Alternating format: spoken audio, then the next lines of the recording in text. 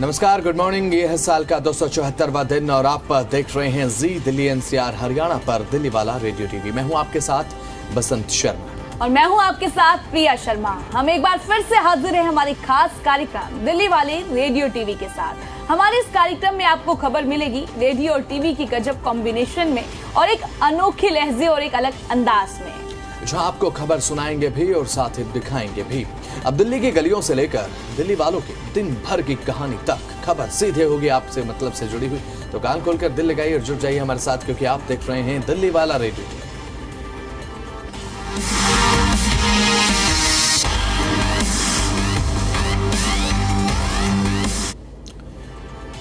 तो आज से नए महीने की शुरुआत है, 1 अक्टूबर है आज, और आज से कुछ बड़े बदलाव भी हो रहे हैं। इसमें बात अगर करें तो प्रिया, सबसे पहले जनरल रिजर्वेशन टिकट की ऑनलाइन बुकिंग के लिए अब आधार वेरिफिकेशन अनिवार्य हो गया है। और ये कुछ ऐसे बदलाव हैं जिनका सीधा असर आम जनता पर पड़ेगा। तो नए महीने की नई शुरुआत और साथ ही नए बदलाव भी आज से आप नोटिस करेंगे। इसके अलावा और कौन कौन से बदलाव हैं, बात कर लेते हैं। एनपीएस के नियमों में भी अब बदलाव देखने को मिलेंगे। बसंत देखिए, पर एक अच्छी पहल भी है, पर दाम भी बढ़ते हुए नजर आए हैं और महंगाई मुझे लगता है बढ़ गई। बिल्कुल बिल्कुल। अब सीधे तौर पर जो अब असर है आपकी जेब पर पड़ने वाला है बसंत, तो सतर्क हो जाइए। अब दाम बढ़ते हुए नजर आ रहे हैं। बात सिलेंडर की जाए और भी कई चीजों में अब दाम बढ़ेंगे। टोटल 5 चीजों में अब बदलाव देखने को मिले हैं। तो कुल 5 चीजें ऐसी हैं, यानी कि 5 बड़े बदलाव आज से आपको देखने को मिलेंगे। सबसे पहले जिक्र कर लेते हैं। तो अब एक तो यूपीआई के माध्यम से आप पेमेंट रिक्वेस्ट नहीं कर सकते हैं। अभी तक हम देखते थे कि पेमेंट रिक्वेस्ट हम भेज देते थे यूपीआई ऐप्स के जरिए, लेकिन अब ऐसा नहीं होगा। तो इसके अलावा बात अगर करें तो पेट्रोलियम कंपनियों ने अब 19 किलो वाले कमर्शियल गैस सिलेंडर के दाम जो हैं वो 16 रुपये 50 पैसे तक अब बढ़ा दिए हैं। यानी कि कमर्शियल गैस सिलेंडर अब महंगा होने जा रहा है। रेस्टोरेंट्स में अब जो सिलेंडर यूज़ होता है कमर्शियल तौर पर, जब सिलेंडर यूज़ किया जाता है तो उसके दाम अब 16 रुपये 50 पैसे बढ़ चुके हैं। अब दिल्ली में इसकी जो कीमत है वो अब बढ़कर 1595 रुपये 50 पैसे हो गई है। अब बसंत आगे भी बात कर लेते हैं और क्या क्या बदलाव देखने को मिले हैं। जनरल रिजर्वेशन टिकट की बात की जाए तो ऑनलाइन बुकिंग के लिए अब आधार वेरिफिकेशन जरूरी हो गया है। पर एक ये चीज अच्छी भी है कि आधार वेरीफाई किया जाएगा, तो एक अच्छी पहल है। और बाकी जो है हम आगे भी बात कर लेते हैं। आईआरसीटीसी की वेबसाइट या ऐप पर जनरल रिजर्वेशन खुलने के पहले 15 मिनट में टिकट बुक करने के लिए अब जरूरी होगा। 15 मिनट के बाद बिना आधार वेरिफिकेशन के भी टिकट बुक हो सकेगा। तो अब ये जो नया बदलाव है आम यात्रियों के लिए फायदे के लिए लाया गया है। अब इससे टिकटों की जो कालाबाजारी है वो रुक जाएगी। आधार वेरिफिकेशन तो मुझे लगता है कि अब भाई जरूरी भी है कि जब हम ऑनलाइन टिकट बुक करते हैं रेलवे में, जनरल रिजर्वेशन को लेकर बात अगर करें तो मुझे लगता है कि एक अच्छा कदम है। इसके अलावा बात अगर करें तो यहाँ पर national payments corporation of India यानी कि एनपीसीआई ने 1 अक्टूबर यानी कि आज से यूपीआई में अब पीयर टू पीयर यानी कि P2P कलेक्ट रिक्वेस्ट को पूरी तरह से बंद कर दिया है। और इसका मतलब ये है कि अब अगर मुझे पैसे की ज़रूरत है तो मैं प्रिया को कोई भी रिक्वेस्ट नहीं कर सकता हूँ। मनी रिक्वेस्ट हम यूपीआई के माध्यम से भेज देते थे। अब मनी रिक्वेस्ट यूपीआई पे जैसे पेटीएम, फ़ोन पे यूपीआई ऐप्स हम यूज़ करते हैं तो एक ऑप्शन वहाँ पर होता है मनी रिक्वेस्ट का, जिसके माध्यम से आप अपने कॉन्टैक्ट को, अभी तक ये देखने को मिलता था कि एक मनी रिक्वेस्ट भेज देते थे, सामने वाले को एक नोटिफिकेशन मिल जाता था कि भाई उसे पैसे की ज़रूरत है और इतने रुपए की डिमांड सामने से की जा रही है। अब ये चीज़ आप नहीं कर पाएंगे, यानी कि अगर आपको किसी को मनी रिक्वेस्ट भेजनी है वो आप नहीं भेज पाएंगे। यूपीआई ने अब ये नया एक नियम देखने को मिला है। बसंत देखिए, आप इसको किस तरीके से देखते हैं? जिस तरीके से देखिए मेरे को जरूरत है, आपको जरूरत है, हम मनी रिक्वेस्ट भेजते थे तो हमें पैसे मिल जाते थे, तो आपको क्या लगता है? पैसे मिल नहीं जाते थे, नहीं, जिसकी रिक्वेस्ट, बिल्कुल बिल्कुल वही ना। अब देखो, हम रिक्वेस्ट भी तो उन्हीं से करते हैं ना जिससे हमें मिल सके। अब मैं रिक्वेस्ट भी ऐसे बंदे से करूंगी, ऐसे तो नहीं मैं किसी को भी बोल दूंगी। तो वो चीज बंद कर दी गई है, ये आपको सही लगता है या ठीक भी एक तरीके से? क्योंकि कोई भी इस तरीके के नोटिफिकेशन भेज दे, हैक कर ले चीजें। बिल्कुल। अब ऐसे में मुझे लगता है कि प्रिया ये जो कदम है ये ठीक कदम है। अब ऐसे में कभी कभी देखने को ये मिलता था कि हम जो यूपीआई रिक्वेस्ट हमें मिलते हैं अपने कॉन्टैक्ट्स में, या फिर मैं अगर अपने किसी कॉन्टैक्ट को, अपने कॉन्टैक्ट में किसी व्यक्ति को यूपीआई रिक्वेस्ट भेजता हूँ और रिक्वेस्ट के बाद जो पेमेंट होती है उसके अटकने के चांसेस जो हैं वो ज़्यादा देखने को मिलते थे। पिछले कुछ समय में इस तरीके की शिकायतें भी आई कि यूपीआई पेमेंट रिक्वेस्ट के बाद जो पेमेंट की जाती है उस रिक्वेस्ट पर, तो जो पेमेंट है वो अटक जाती थी, या फिर ऐसे जो केसेस पिछले कुछ समय में हमने लगातार देखे हैं। अब यूपीआई के जरिए पैसे मांगने की रिक्वेस्ट आप नहीं भेज सकेंगे। कोई भी व्यक्ति अब यूपीआई के माध्यम से जो पैसे मांगने की रिक्वेस्ट है वो अपने कॉन्टैक्ट्स को नहीं भेज सकेगा। यानी कि आप इसे आसान शब्दों में अगर समझें तो हुआ ये है कि अभी तक आपके पास आपके पेटीएम पे, फोन पे पर जो भी यूपीआई आप इस्तेमाल करते हैं, भीम यूपीआई अगर आप इस्तेमाल करते हैं, कोई भी XYZ यूपीआई पेमेंट अगर आप इस्तेमाल करते हैं, किसी एक को स्पेसिफिक हम नहीं बता रहे हैं, तो अभी तक आपके पास एक ऑप्शन ये होता था कि आप एक मनी रिक्वेस्ट भेज सकते थे अपने कॉन्टैक्ट में अगर आपको पैसे की ज़रूरत होती थी। लेकिन अब आप मनी रिक्वेस्ट नहीं कर सकते हैं, किसी से पैसे यूपीआई ऐप के माध्यम से रिक्वेस्ट आप नहीं भेज पाएंगे।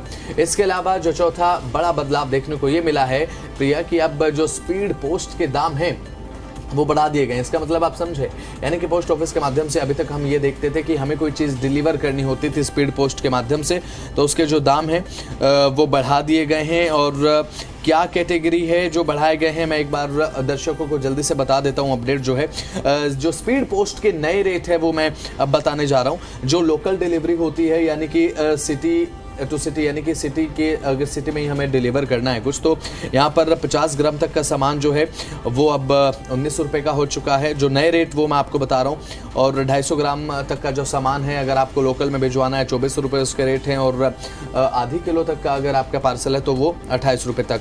तो यही अगर आप 500 से 1000 किलोमीटर की रेंज में चले जाएंगे, अगर आपको इतनी दूर कोई सामान भिजवाना है तो 50 ग्राम 47 रुपये और 250 ग्राम 68 रुपये। और जो आधा किलो का सामान आपका पार्सल अगर होगा तो आपको 82 रुपये चुकाने होंगे।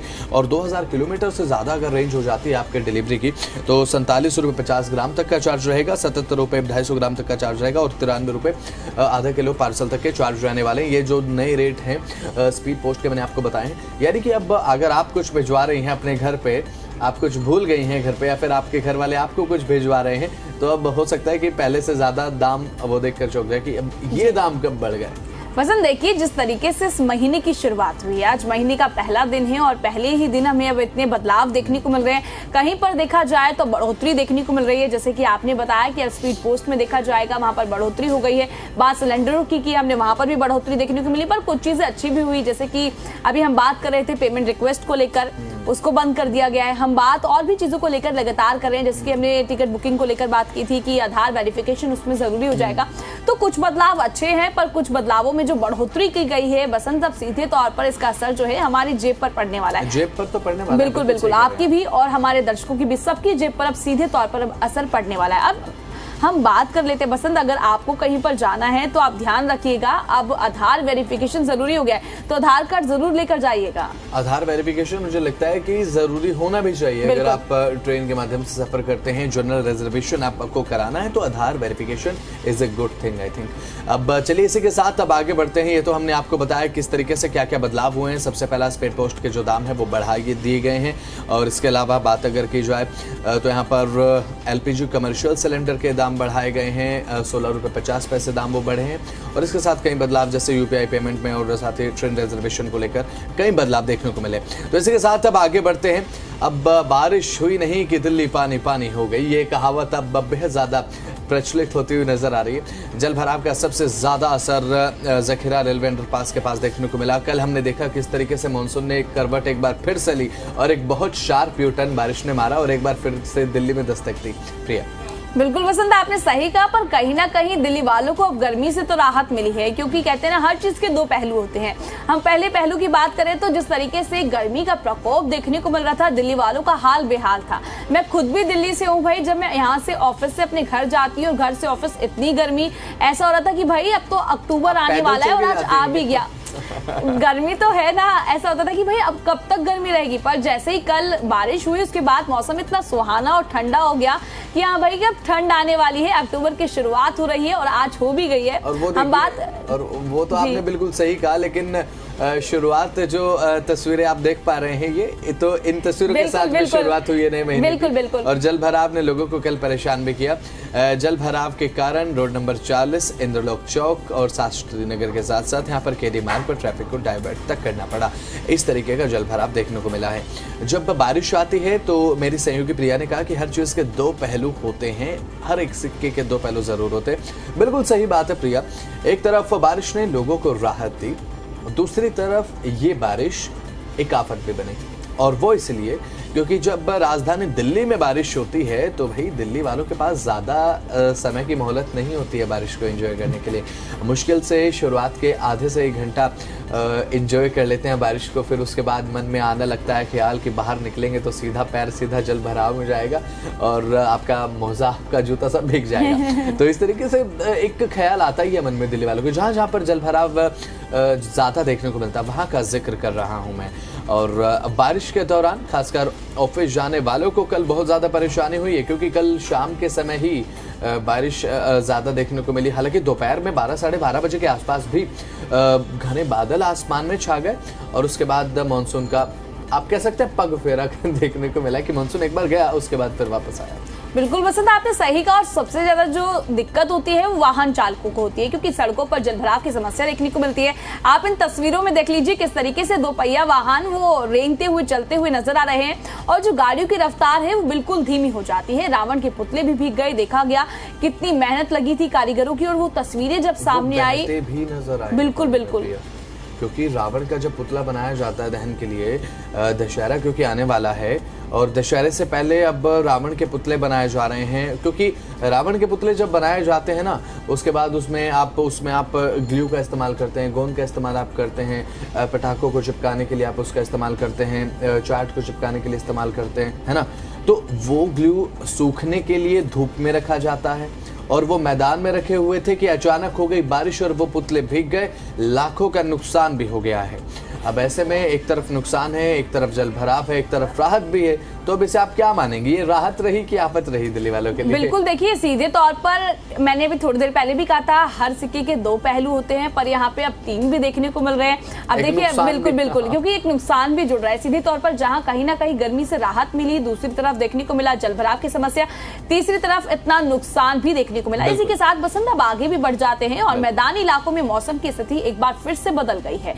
पूर्वी हवाएं बहने लगी है और नमी अब बढ़ गई है, आसमान पर अब परतदार बादल दिखने लगे हैं बसंत। तो कल बारिश देखने को मिली और लोगों को राहत भी मिली गर्मी से और साथ ही साथ 1 अक्टूबर यानी कि आज भी हल्की बारिश के आसार बताए गए हैं। बादल छाए रहेंगे, अधिकतम तापमान 33 डिग्री सेल्सियस, न्यूनतम तापमान रहेगा 25 डिग्री सेल्सियस। इसी के साथ आपको एक हल्का सा ठंड का एहसास होगा और आपको एहसास होगा कि सर्दी आने को है, गर्मी जाने को है। अभी जो बारिश हुई इसने राहत देने का काम तो किया, लेकिन जल भराव ने लोगों को बराबर परेशान भी किया। तो बारिश के आसार आज भी हैं। आज अगर हल्की बारिश की फव्वारें देखने को मिलती हैं तो आपको लगता है कि राहत गर्मी से जरूर मिल सकती है, लेकिन घर से बाहर निकले तो छाता लेकर निकले। और साथ ही अगर ऑफिस में आप पहुंच चुके हैं बिना बारिश के तो आप खुश नसीब हैं, जैसा कि मैं और प्रिया। और लेकिन जब आपकी छुट्टी होगी तो हो सकता है कि आपको बारिश के हल्के से फव्वार देखने को मिल जाए, तो रेनकोट आपका मुझे लगता है कि अच्छा साथी होगा। बिल्कुल वसंत, आपने सही कहा। जिस तरीके से मौसम बिल्कुल करवट ले चुका है, अब ठंड का एहसास होने लगा है। कल जिस तरीके से बारिश हुई और मौसम बदला, बहुत सारे लोगों की तरफ से ये कहा गया चलो भाई अब तो सर्दियां आने वाली है, अब इस गर्मी से तो राहत मिली। पर बसंत, जिस तरीके से अभी हमने बात भी की, मौसम बदला और आज भी अब बारिश का अनुमान जताया जा रहा है कि हल्की फुल्की बारिश देखने को मिल सकती है। अब दशहरा आने वाला है, आज रामनवमी है और अब दशहरा देखने को मिलेगा। उससे पहले अब देखा जाए सभी तैयारियों पर अब पानी फिरता हुआ नजर आ रहा है। ऑब्वियस सी बात है प्रिया, क्योंकि बारिश अगर होती है तो मुझे लगता है गर्मी से तो राहत, क्योंकि पिछले 8 से 10 दिनों में हमने ये भी देखा कि गर्मी बहुत ज़्यादा बढ़ गई थी। टेम्परेचर सीधा 38 डिग्री को टच कर रहा था। लोगों को दरकार थी बारिश की, लेकिन जब बारिश हुई तो जल भराव भी हुआ। भाई जल भराव भी के भी हकदार आप हो जाते हैं। लेकिन मुझे लगता है कि जब दिल्ली में इतनी महज 1.5 से 2 घंटे की अगर तेज बारिश हो तो जल भराव होना तो कहीं ना कहीं व्यवस्थाओं पर भी सवाल खड़े करता है कि ड्रेनेज व्यवस्था क्या है, आपने वाटर डिस्चार्ज को लेकर आपने क्या प्लान किए हैं, वाटर किस तरीके से ड्रेन होगा, वाटर ड्रेनेज व्यवस्था को लेकर सवाल खड़े होते हैं। इस पर मुझे लगता है प्रशासन को थोड़ा सा सोच ले अगर, तो मुझे लगता है दिल्ली वाले जो है वो अच्छे से बारिश को एंजॉय कर पाएंगे। प्रिया, कल की बारिश में आप तो नहीं भीगे? नहीं बसंत, मैंने तो हालांकि बारिश भी नहीं देखी कि बारिश कब शुरू हुई और कब खत्म हो गई। मैं ऑफिस में थी, मैं बाहर निकली नहीं पूरी शिफ्ट, और जब तक मैं बाहर निकली, हाँ, पर मौसम काफी सुहाना था, बहुत ठंडा हो रखा था। ऐसा हो रहा था कि अब तो भाई कि घूमने निकल लेते हैं, इतना प्यारा मौसम कल हो रखा था कि मैं हालांकि निकली भी थी थोड़ा सा बाहर, थोड़ा टहली वहली, तो मुझे ऐसा लगा कि हाँ भाई अब हल्का हल्का जो है मौसम ठंडा हो चुका है और अच्छी भी बात है। चलो मौसम ने करवट ली है। दोस्तों के साथ भी घूमने का प्लान बनाया था, लेकिन वो कैंसिल इसलिए हो गया क्योंकि शाम को बारिश आ गई थी। तो ये तो बारिश को लेकर हमने आपको अपडेट दी कि बारिश किस तरीके से आज देखने को मिल सकती है। हल्की फवारे आज जरूर आपको देखने को मिल सकती हैं और थोड़ा सा जाम भी आपको परेशान करेगा, क्योंकि जाम भी एक बड़ी समस्या साहब। अब सीआर पार्क में दुर्गा पूजा पंडालों में अब भारी भीड़ के कारण 2 अक्टूबर तक आपको शाम 4 बजे से मध्य रात्रि यानी कि 11 से 12 बजे तक जाम देखने को मिल सकता है। कहाँ आउटर रिंग रोड, पंचशील से ग्रेटर कैलाश, लाल बहादुर शास्त्री मार्ग और यहाँ पर जेबी टीटो मार्ग के साथ साथ इंद्र मोहन भारद्वाज मार्ग और सीआर पार्क के समेत कई जो मुख्य मार्ग है वहां पर यातायात भारी रहने वाला है। इसके अलावा क्या अपडेट है? बिल्कुल, गुरुद्वारा रोड और विपिन चंद्रपाल मार्ग और सीआर पार्क और साथ ही GK2 की आंतरिक सड़कों पर वाहनों को चलने की अनुमति नहीं होगी, क्योंकि अब रूट डाइवर्ट कर दिए गए हैं, वाहनों की वहां पर रोक लगा दी गई है। पसंद पड़े की अच्छी चीज भी है, जिस तरीके से अब ये त्योहारी सीजन देखने को मिल रहा है और लोग घरों से बाहर निकल रहे हैं। और अब कहते हैं ना कि अभी मैं बात कर लेती हूँ, सैटरडे संडे देखा गया था आखिरी का, तो मेरे को ऐसा लग रहा था कि भाई सैटरडे संडे है, अब सड़कों पर तो भीड़ नहीं मिलेगी। हालांकि देखने को मिला सैटरडे संडे पर भी इतनी सड़कों पर भीड़, भाई ट्रैफिक की वही चीजें हमें देखने को मिली, चारों तरफ जाम ही जाम।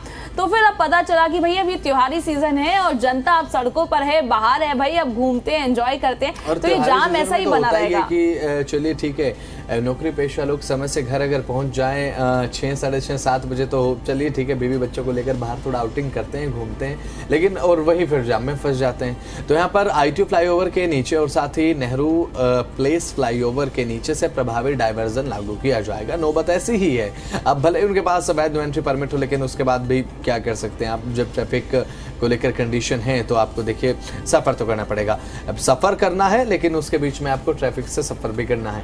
और अब यात्री और मोटर चालकों को सलाह दी जाती है कि वे सड़कों से बचें। और आपको बता दें कि यहाँ पर MG रोड और साथ ही औरबिंदो मार्ग, मथुरा रोड पर आप जा सकते हैं विकल्प के तौर पर। यहाँ पर थोड़ा हो सकता है कि आपको ट्रैफिक से राहत देखने को मिल जाए।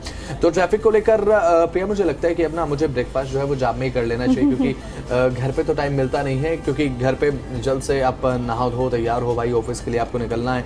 अगर आप ब्रेकफास्ट करेंगे तो आप वैसे ही लेट, उसके बाद जाम आपका स्वागत करता है। रेड कारपेट नहीं, रेड लाइट्स के साथ स्वागत होता है। एक होता है कि भाई रेड कारपेट आपके कदमों के नीचे, आप खुश होकर जा रहे हैं, मस्त, कोई दिक्कत है नहीं आगे, लेकिन यहाँ पर रेड लाइट्स के साथ स्वागत होता है घर से निकलते हैं। बसंत पर एक अच्छी भी चीज है ना, अब हम सोचते हैं कि भाई जाम तो मिलना है और हमारा रास्ता भी लंबा है, 1 घंटे का रास्ता लगा लो ट्रैवल टाइम, और उसके बाद जाम लगा के तो 2-2.5 घंटे हो जाते हैं। तो फिर यही होता है कि भाई नहा धो लो और रेडी तो हम अपनी कार में ही हो जाएंगे कि आराम से मेकअप वेकअप वही करेंगे।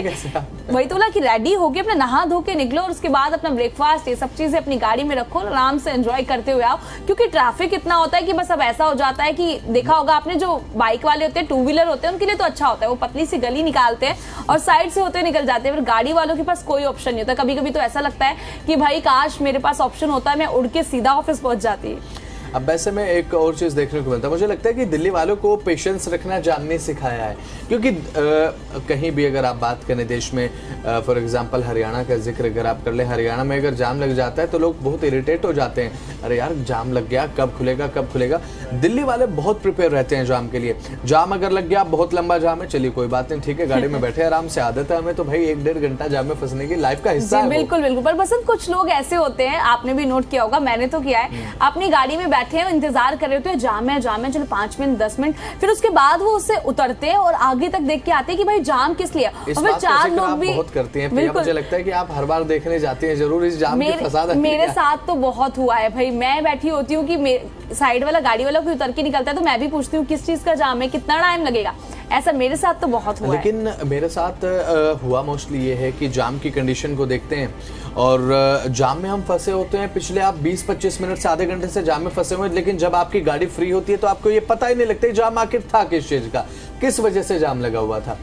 तो चलिए इसी के साथ आगे बढ़ते हैं। हम जाम में फंसे कहीं ऐसा ना हो कि आपकी गाड़ी का पेट्रोल खत्म हो जाए। तो पेट्रोल के दाम आज जान लीजिए, क्योंकि रिफ्यूलिंग बहुत जरूरी है। तो दिल्ली में जो पेट्रोल के दाम है वो 95 रुपए 41 पैसे प्रति लीटर के हिसाब से है। जो डीजल के दाम है वो 86 रुपए 67 पैसे प्रति लीटर है। और साथ ही अब सीएनजी के जो दाम है वो थोड़े से कम है, थोड़े नहीं, यहाँ पर बहुत कम है। 9 से 10 रुपए की रियायत है सीएनजी के दाम, 75 रुपए 9 पैसे प्रति किलोग्राम के हिसाब से। सीएनजी में चलना मुझे लगता है किफ़ायती तो है, बहुत सस्ती पड़ रही है कि सीएनजी भाई। और पेट्रोल में जब आप जाते हैं तो इस तरीके से आपको पेट्रोल पंप्स पर दाम देखने को मिलेंगे जो आपकी टीवी स्क्रीन पर है। नोएडा में 94 रुपये 71 पैसे है, 87.81 पैसे प्रति लीटर डीजल के दाम है, 84 रुपये 70 पैसे सीएनजी के दाम है प्रति किलोग्राम के हिसाब से। गुरुग्राम में सीएनजी हल्की सी सस्ती है नोएडा से, लेकिन दिल्ली से बहुत ज़्यादा महंगी भी। 82 रुपये 12 पैसे प्रति किलोग्राम, 88 रुपये प्रति लीटर डीजल है और 95 रुपये 51 पैसे पेट्रोल के दाम है। तो ये तो पेट्रोल, डीजल और सीएनजी के दाम हमने आपको बताया। लेकिन यहाँ पर अगर आप बात करें तमाम जो साधन हमारे पास रहते हैं, आपके पास इलेक्ट्रिक व्हीकल है, आपके पास पेट्रोल व्हीकल है, डीजल व्हीकल है, या फिर आपके पास सीएनजी है। तो पेट्रोल में 1 किलोमीटर प्रिया अगर बात करें तो 8 से 9 रुपए का पड़ता है। डीजल में भी यही रहता है, 7 से 8 रुपए प्रति किलोमीटर पड़ता है। सीएनजी में जब ये आप पर किलोमीटर आपको 5 से 6 किलोमीटर सीएनजी पड़ता है। और इलेक्ट्रिक वाहन में जब आप सफर करते हैं तो आपको महज 3 से 4 रुपए प्रति किलोमीटर के हिसाब से वही तो अब जिस तरीके से पेट्रोल सीएनजी के दाम बढ़ रहे हैं, अब आधी जनता को तो ये हो गया है कि भाई आप खरीदते हैं इलेक्ट्रिक स्कूटी या इलेक्ट्रिक गाड़ियां और अब उसी में चलते हैं, क्योंकि जिस तरीके से पेट्रोल के दाम अब बढ़ते जा रहे हैं। लंबे सफर पर नहीं जा सकते इलेक्ट्रिक वाहन में, आप ये भी ध्यान रखिए। तो उसके बाद अब बस चार्जिंग पॉइंट लगा दी गए हैं, तो क्या आप रास्ते में रुको, अगर आपके पास टाइम है तो आप चार्ज कर लीजिए। और अब चलिए इसके साथ हम आगे भी बढ़ लेते हैं। हमने बात सीएनजी और पेट्रोल के दामों की कर ली, अब सोने चांदी के दाम भी अपने दर्शकों को बता देते हैं किस तरीके से अब लगातार बढ़ोतरी देखने को मिल रही है। रोज नए रिकॉर्ड अब टूटते हुए नजर आ रहे हैं। नवरात्रि पर्व पर सोने चांदी की कीमतों में अब उछाल देखने को मिला है। 24 कैरेट सोने की कीमतों की बात की जाए तो 1,15,350 रुपए प्रति 10 ग्राम, चांदी की कीमतों की बात की जाए तो 1,50,000 प्रति किलोग्राम। बिल्कुल 1,50,000 से ज्यादा यहाँ पर चांदी की कीमत जा चुकी है भाई। और सबसे ज्यादा रिटर्न अब की बार जो है वो चांदी नहीं दिया है, सिल्वर ने दिया है। गोल्ड के दाम देखिए 1,15,350 रुपए। मुझे लगता है अगर अपने हाथ में कोई सोने का कड़ा पहन रहा है तो कहीं वो ये ना सोचे कि क्या मुझे इसे वेल्ड करा लेना चाहिए हाथ में, क्योंकि दाम इतने बढ़ रहे हैं साहब। अब जब आप दुकान पर जाते हैं, ज्वेलरी शॉप पर जाते हैं कि भाई हमें सोना खरीदना है, तो कम से कम एक बार तो ज्वेलरी शॉप वाला शॉप ओनर भी सोचता होगा बहुत तगड़ा बंदा है भाई सोना खरीदने के लिए। अब 1,15,000 रुपये प्रति 10 ग्राम के हिसाब से। और वहाँ पर जाकर अगर आप चौक जाएं कि 1 लाख से ज़्यादा का आपको 1 तोला सोना मिलेगा, तो आप एक काम कर सकते हैं, आप ग्राम कम कराइए, दाम नहीं होगा। और उसके बाद मैन्युफैक्चरिंग जो चार्जेस है, हालांकि जो बनाने का चार्ज है वो आप उसमें देख सकते हैं। तो ये 24 कैरेट के दाम हमने आपको बताया, लेकिन 23 कैरेट में किसी भी ज्वेलरी को मैन्युफैक्चर किया जाता है तो हो सकता है उसमें थोड़ी सी रियायत आपको देखने को मिले। ये तमाम अपडेट्स हमने आपको बताया सोने चांदी के साथ साथ पेट्रोल डीजल के दाम और कौन कौन से बड़े बदलाव नए महीने की नई शुरुआत के साथ हुए हैं, वो भी आपके लिए जानना जरूरी था, जिनको हमने इस कार्यक्रम में कवर किया। तो चलिए इसी के साथ इस कार्यक्रम की यहीं पर समाप्ति।